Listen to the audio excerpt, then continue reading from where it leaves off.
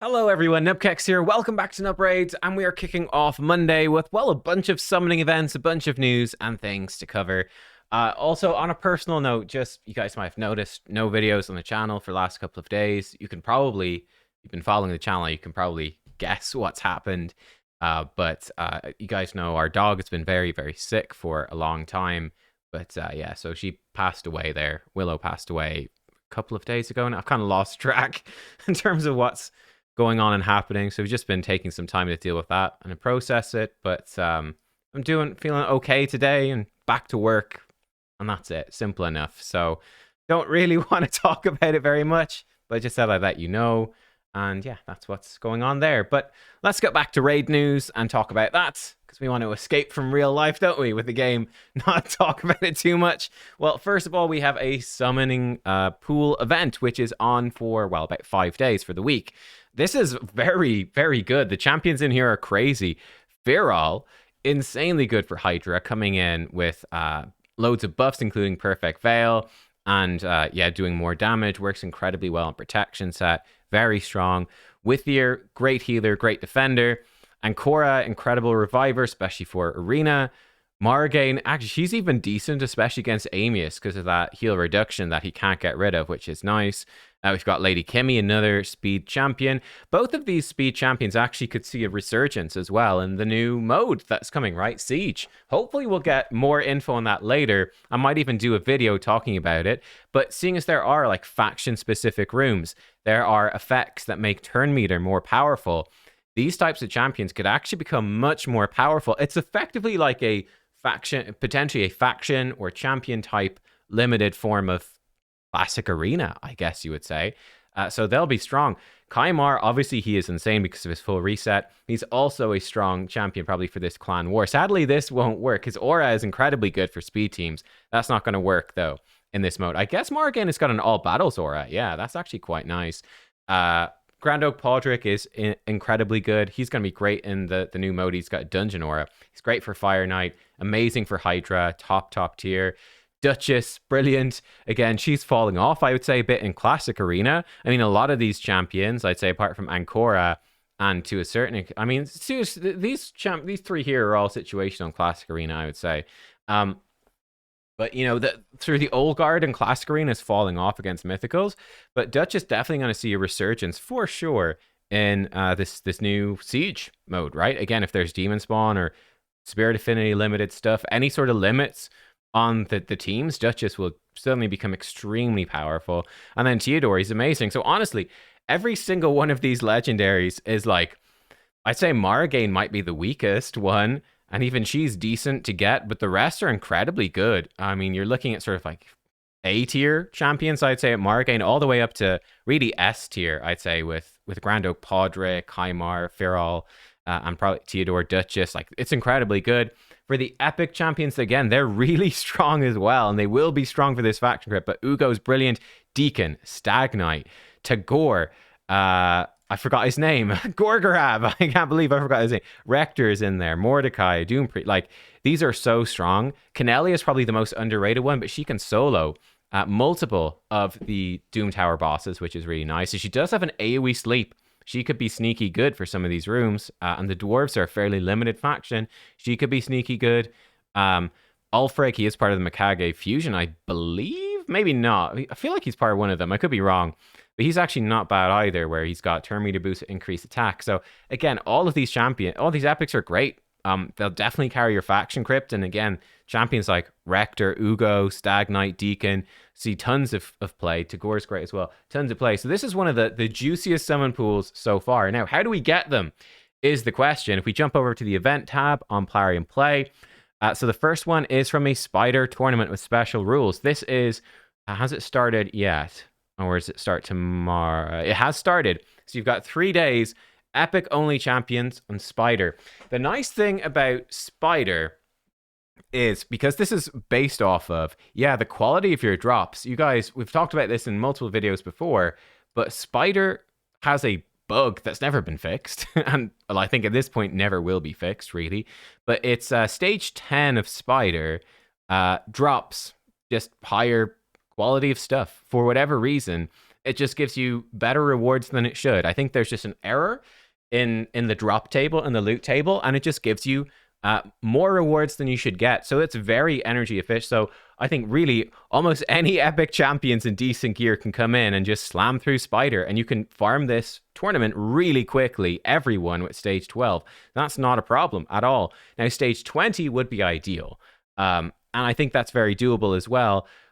More limited on the champions, definitely max HP champions, because it's Spirit Affinity. So for instance, like Husk isn't going to work very well, but let's say we want epics, say Magic Force, even Spirit. Let's look at ones I've got that are 6-star, but like Royal Guard stands out as super good. We could probably come in with like a Ugo for decreased defense, Whisper to blow up the boss, Feign to blow up the boss. Lots of different options there. And obviously turn meter control works really well. I'm not sure what sort of turn meter chance we have, but I might even do a video on this later, like breaking down a few different epic only teams for Spider 20. Probably the best in slot is just decrease defense, 4 Royal Guards, and just blow it up, right? But you probably don't have 4 Royal Guards ready to go. So yeah, but that's not a bad one. So Spider, so it's doable. The only downside is it is in the middle of a fusion. I would also say it's mostly worth waiting for tomorrow, because there's a Dungeon Divers as well. Now, this Dungeon Divers not only has champion fragments for the fusion, so it's a must-do for the fusion pretty much, it also has prism crystals in there. So yeah, that would basically be my idea. Honestly, today, I'd probably just save up my energy. Then tomorrow, when Dungeon Divers starts, blitz out Fire Knight, get that finished, and then again, there's no harm. You're not going to finish this Dungeon Divers from Fire Knight alone. It's not going to happen. So this Spider tournament actually becomes kind of juicy. It's like, okay, well, Spider, even if the loot is rubbish, well, hey, I don't really care, because I'm still getting good silver, right? It's still bang for my buck with silver. If I'm struggling, I can even do the lower stage. I guess if you're still finished, no, sorry, this is Drop Fever, not Dungeon Divers. But yeah, like it's just doing this Spider tournament, get some fragments, have a chance at great champions, and complete your fusion Dungeon Divers, and even help you towards those next prism crystals. And then you've got Dragon coming in, champion training. I think there is one final Dungeon Divers. This might be a nice one, honestly, to skip if you do extra summon events and you've got extra champions. This so you've got extra fragments. Skipping this final Dungeon Divers might be kind of nice, honestly. Because we're likely going into a non-personal reward CVC, but you might want to have some energy for that. So this might be a decent one to skip, and you can finish the Spider tournament during CVC on Tuesday, get some CVC points, if that's something you care about, depending how busy you are and whatnot. But it's a good summon pool, right? Let's be real, it's a good summon pool. It's almost impossible to pull something bad. In fact, I'd say it is impossible to pull a bad champion in this pool. They're all really, really good. So that's a great one. And yeah, I think if you're going for the fusion, I think it ties in fairly well. You might have to invest a bit of extra energy, but it's honestly probably worth it. Like, this is effectively like a really good Sacred Shard. Yes, you don't have Mercy, you don't have a 2x, but my goodness, basically every champion is guaranteed to be good. So I think it's actually very good, in fact. So I think it's a great one. Next up then, we do have some news on also progressive chance events this week. Now, these are sort of in the middle of nowhere. This is tomorrow, the 9th of July, and then Wednesday, the 10th of July. There's very good champions in here. Let's look at the Ancients Primal Sacreds first. Again, how would you handle a progressive chance event? For me, I would say don't do primals. Really try to save those for events where they're upping your chance to pull mythicals. That's what primals are all about, because mythicals are game defining right now. But Sacreds and Ancients, reasonable if you're close to Mercy. So playing around your Mercy timer, if you can hit Mercy because you've built up your Mercy timer, you're very close to getting a guaranteed legendary. These could be worth it. Looking at Tuesday, Candrafon, he's, I mean, a good attack damage dealer, nothing too, again, very solid, but I wouldn't be going for him compared to these others. Rotus, he's excellent, definitely worth considering. One thing I would say is for the new Siege mode, right?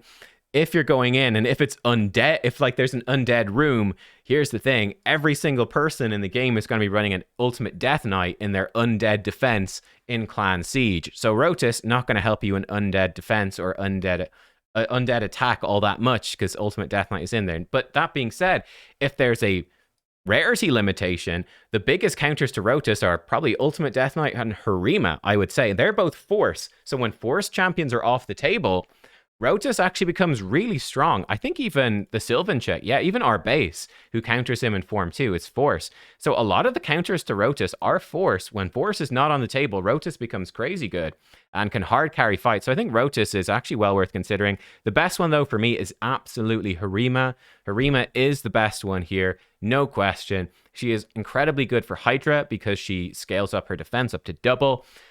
She's got short cooldowns on both of her moves, good AoE damage, big single target damage, crazy passive for Arena. She will, yeah, she's top tier for Arena, top tier for, she will be likely top tier for Clan Siege, top tier really for Hydra. Harima absolutely is my number one. Ragashi's decent as well. I think Ragash is fine, but again, he'd probably be quite good because he's decreased defense and stun. He'd be really good, actually, again, for Clan Siege, right? He's decent in Arena. He's actually good against Force champs like Harima. I'd say he's falling off a little bit in Arena just because there's so many, again, power creep in Arena. So he's not like as insane as he was, but he's still solid, right? It's just there's mythicals in there really dominating now. But Ragash is still solid. But I'd be going for Harima first myself. And I probably prioritize Rotus over Ragash, but I don't know. I put Rotus a bit before Ragash, but Ragash, he is great, and he's really good for wave-based content, especially as well. From the Voids, I'd definitely be picking Narcisse. Leorius is good. He's a fine champion. I definitely prioritize Narcisse first. Narcisse, I think, is better. He's quite tanky. He's got an insane combo with Ancora. He hard counters so many shield and strengthen champions. Narcisse is insanely good. He is absolutely worth going for. But let's look. We've also got Wednesday. So Wednesday's very different types of champions. The Hydra specialists, I would say, on Wednesday. So Wallmaster Atharion, Nekmothar, Feral the Barkhorn, and Razelvarg. These are all incredibly good. Which one would I value most? Oh, that's actually genuinely really tough. I don't have Feral. I've got Nekmo, Wallmaster, and Razelvarg.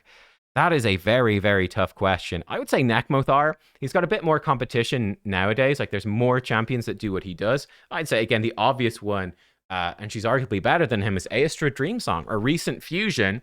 But, of course, you've got 3 Hydra teams. Nekmothar, he's great. I'm tempted to give Feral number 1 because he gives you such a big damage boost to your team.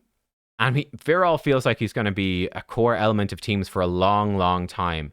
Why I like Feral so much, he comes in and he's giving you increased resistance, perfect veil. You get him in with buff extenders like Chris, Cortaris, and yeah, it goes nuts. He gives you a potentially 20% damage boost to your team, and you should arrange your team so this happens. So like 20% more damage while bringing you perfect veil, and block buffs, decrease accuracy, even a backup decrease speed, resistance, or if you need it. Feral is kind of nuts. So I'm sort of tempted to put him number 1. But these are all pretty close. Like Nekmo, he's fantastic speed manipulator. Wallmaster, extremely good as well. Great damage, block buffs, decrease attack, self buffs. Wallmaster's great. Razelvarg is really, really good as well. He's a previous fusion, but he can do crazy damage. Now, I'd say Razelvarg is maybe a bit more reliant on really good gear and really good blessings. Like, the more stats you have, this guy just scales like crazy and can do crazy damage. So yeah, like, Wallmaster is going to be easier to do really good damage on. He just, needs some crit damage, decrease defense, weaken, and the guy's off. Razelvarg can sort of scale higher than Wallmaster. Wallmaster gets capped against decapitated heads, right? You will hit max damage against decapitated heads on his A2. His A1 can keep scaling, but yeah, honestly, these are all very strong. Like, it's a bit personal preference. I would say my preference would probably be Feral. It would be what I'd be, if I had none of them, I'd probably be going for Feral first, and maybe Wallmaster second, Nekmo third, Razelvarg fourth. But I'd not be unhappy with all of these. Are like, I think, really S- tier at worst for Hydra. S to S plus to S minus, all S tier champs for Hydra. Acrisia and Tuhanarak then, very strong options as well. Both of them definitely worth it. Tuhanarak is maybe more likely to be power crept a little bit. I don't know. This is kind of tough. Like, Acrisia is already power crept by because again, max HP is capped against decapitated heads. It's tough to know because they are going to be they're talking about changing Hydra. I did a video on this. I think they could lower the damage against decapitated heads or something like that, which some of the teams really can go ludicrous in terms of their damage against decapitated heads. It's tough to say. Max HP champions get capped out against decapitated heads, so they're not really benefiting from all the power creep in the game in terms of stats and blessings and gear sets, etc. Great Hall, etc. Acrizia, I mentioned before that she's an accessible damage option for doing high damage, and I think that got misinterpreted by some people as saying Acrizia is accessible as a champion, which is obviously absurd. What I mean by saying she's accessible as a damage dealer against Hydra to build is that it's to build, right? To get the most damage out of these champions. We mentioned it with Razelvarg. Sort of scales off every stat, so the more stats, the better. With Acrizia, she only really needs speed and crit damage, and obviously 100% crit rate, but that's it. It's actually quite easy to build this champion to do crazy high damage. It's much harder to build a champion like Razelvarg to do crazy high damage, or Harima to do crazy high damage. Much easier to cap out with an Acrizia. But that is a problem. They will cap out. But she's still very good. Any changes in Hydra in the future, she'd become insane. She's really good against lots of bosses. I would personally put Acrizia ahead of Tuhanarak, I think, myself.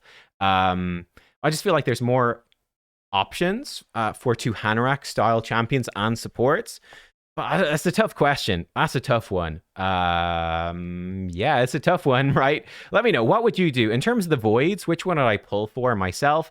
Depends on the priorities. I think if I'm more focused on Arena and PvP, Narcisse. If I'm more focused on PvE and Hydra, I'd probably personally pull for Acrizia first, but that's up for debate, of course it is. And yeah, again, I'd be definitely prioritizing Harima. S tier in Arena will be S tier in Siege everywhere. I'd be prioritizing Harima first out of all of these. So those would be my choices. Harima first out of everything, both days. Narcisse. Narcisse and Acrizia. I'll probably put Narcisse first if I didn't have him, honestly, because you probably have Ancora from the fusion. I put Narcisse first, maybe Acrizia 2, then Harima first. Who would I put number 2? Probably Feral. Harima, Feral, Narcisse, Acrizia. That would be my priorities personally. But let me know what you would do. I think it's a really good event if you're close to Mercy, but I believe it's in the middle of the week. Yeah, it's in the middle of the week. There's no events on. It's just really good champions. So don't pull a lot of shards. It's just if you are close to Mercy, then sure, go for your Mercy and try your luck at getting them. Bearing in mind, it's still a very small chance. Like rough rule of thumb, probably like 5 to 10% or something chance that you would get them. So it's not the be all and end all. Don't be ruining your shard reserves for this. But it's not a bad event to go and gamble your Mercy on if you are in a good position to do so. Of course, prioritizing shards to complete the fusion, to complete, there's probably going to be big events like Titan events and stuff after the fusion. Bearing in mind, new content is coming on July 10th. That's Clan Siege. We could see big events giving nice rewards for champions that will excel in Clan Siege. I wouldn't be shocked if there was Titan events or heroes paths and stuff, giving good rewards that's going to help you in Clan Siege. So bearing in mind all that sort of stuff, yeah, again, personally, if I could trigger my Mercy and chase a Harima, I'd probably do it. I'm unfortunately not close enough to Mercy to do that, but if I could, again, not with these, but with Sacreds or Ancients, if I'd pulled lots and lots, I was very close, then yeah, sure, I might do it. But there you go. Let me know what you think, guys. I will be going for the summon pool. Yeah, that's sort of it. I mean, maybe even just to do an easy video because it's been a rough few days. I might even just buy whatever $50 and we can do a few pulls. I've never ever got a legendary. Every time I think we've done 2 videos spending money on this. I think I think we spent $100 total, I think, on the summon pools, maybe more, I can't remember, and we've never got anything. Maybe it's our time, maybe not, maybe it's a terrible idea, I don't know, we will see. But look, you can actually, let me think about this. The summon pool, do not pull this until Friday. That's the final thing. I probably should have mentioned this earlier, but yeah, if we jump to the event calendar, this is very important, guys. Champion Chase starts over here. Summon pool, where is the summon pool in here? Special summon pool. Oh, it ends on Friday. Wait, hang on. But today's Monday. No, it should still be going. You won't be able to buy offers. You won't be able to buy any of them. But I'm pretty sure this summon pool will still be going on Friday when Champion Chase begins. I'm almost certain about that. Because, yeah, 4 days. So, like in 1 day, Tuesday, 2, Wednesday, 3, Thursday, 4, Friday. They should still be 21 hours left on Friday. So you will be able to summon your Prism Shards on Friday and help with the Champion Chase for the fusion. So I would definitely save till then. Worst case scenario, it just auto pulls your prism shards at the end of it anyway, so you're not losing out on anything, right? It's just you have to wait a few days. That's no cost at all, I would say. So yeah, I would definitely wait to pull those. But yeah, there you go. Thank you for watching, and I'll see y'all next time. Goodbye.